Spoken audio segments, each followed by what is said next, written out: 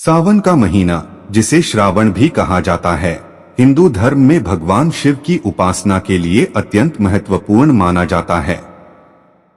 सावन की कथा में समुद्र मंथन और भगवान शिव का विशेष स्थान है। यह कहानी हमें सावन के महत्व और भगवान शिव की महिमा के बारे में बताती है। समुद्र मंथन के समय देवताओं और असुरों ने अमृत प्राप्त करने के लिए समुद्र का मंथन किया। मंदराचल पर्वत को मथानी और वासुकी नाग को रस्सी के रूप में उपयोग किया गया। मंथन के दौरान अनेक अद्भुत वस्तुएं और प्राणियां प्रकट हुई, जिनमें से एक था विष, जिसे हलाहल कहा जाता है। इस विष के प्रभाव से सृष्टि त्राहिमाम कर उठी।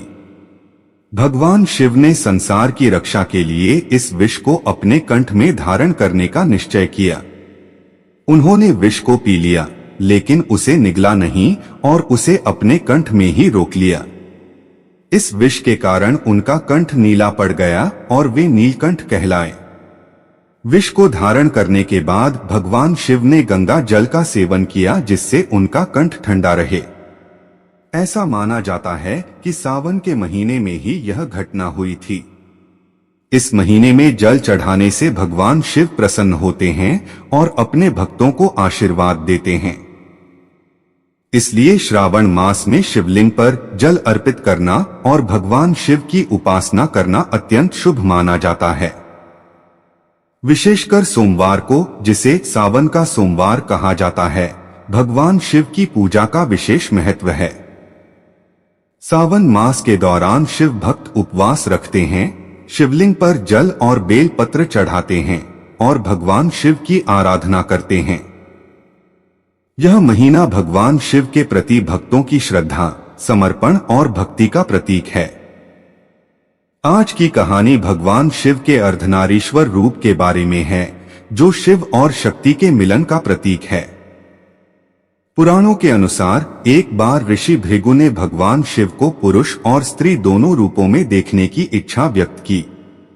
उन्होंने भगवान से प्रार्थना की कि वे अपने स्त्री और पुरुष दोनों रूपों को प्रकट करें।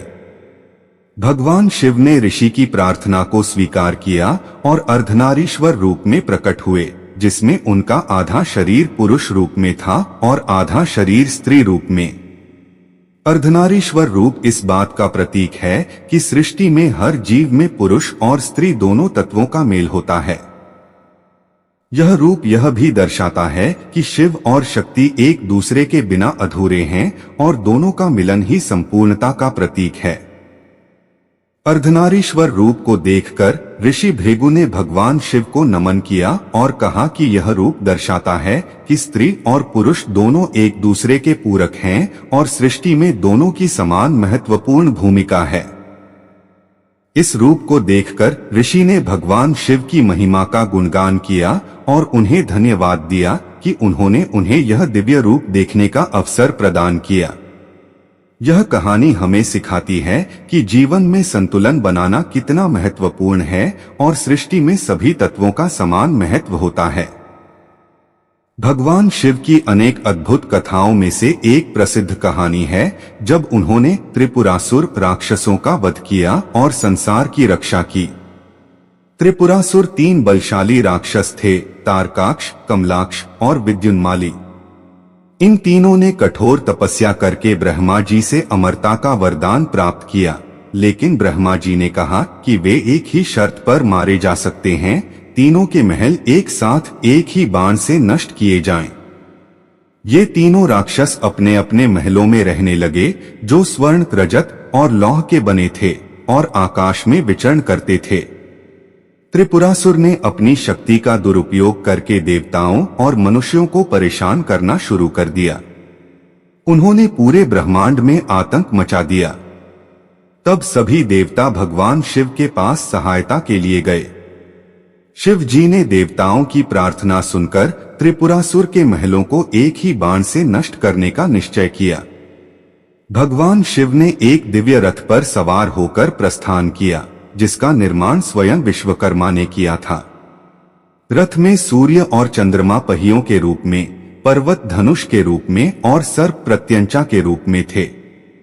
विष्णु जी ने स्वयं बाण बनकर भगवान शिव के धनुष पर विराजमान हुए।